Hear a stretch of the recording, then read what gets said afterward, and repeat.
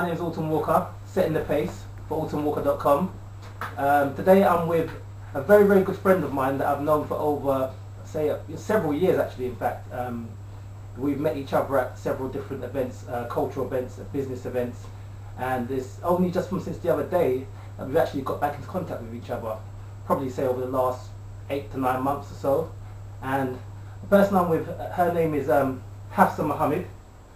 Thank you very much for taking the time out to, so I can conduct this interview with you, because I'm very, very interested and want, of the people that's listening to find out what it is that you're actually doing. So yeah, welcome again, Hafsa Pt1, and can you just tell us a little bit about yourself and what you've been up to over the last few years? Just introduce yourself to everyone to let them know who you are. I'm Hafsa Pt1. I'm a professional interpreter and translator. Also, I'm a network marketer because I'm with Success University. And these areas are really, it's really what I need, and this is what I am.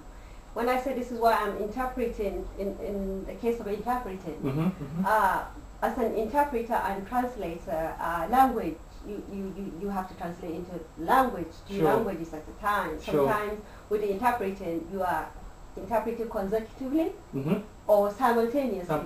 Simultaneous is you need a bit of, what do I say? It's hard. Right. So you need a lot of practice, constantly, updating your skills. Right. And it takes time, but with practice, you make it perfect. Right. And what I love about is that language evolves. I'm not learning more of the Hausa, which is what I interpret. Oh, right, so it's Hausa is the actual language. Hausa is the actual language. It's spoken in Nigeria, West Africa, and Sudan, Egypt. And the northern part of Nigeria is where I come from. Right. Is dominantly Hausa speaking people. But you get in other parts as well people who speak the language as a second language. So and how long have you actually been doing the translating professionally? Translating professionally about maybe 11, 12 years. Yeah, but that is actually your first language, right? That is my first language. Okay, English as well.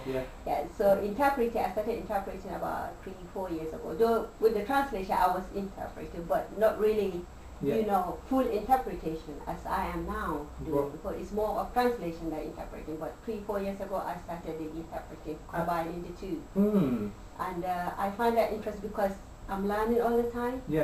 Constantly online, and with the terms, like when you have to interpret, you come across so many terms that you don't know, you have to go and look for, which is very interesting because so it's not just only the language itself that you speak, there's actually skills that you need to learn as well to be able to do your work.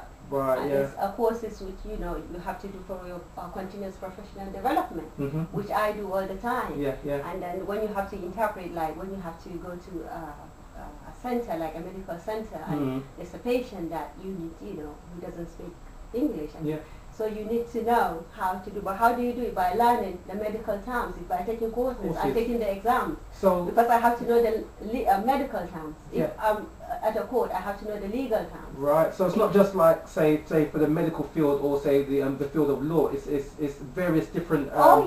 Different to know that. So it's many different professional organizations that you have to interpret for. I have to so many different organizations, and with that you have to keep learning, because you can't just turn up and you've given some, some words to translate or to interpret. Someone will, you might, the client you interpreted will say some words, and you have to have your own dictionary as well to know what that is. And I can tell by that since I've known you, you've always been a person that's very outgoing, very very focused on what you're doing.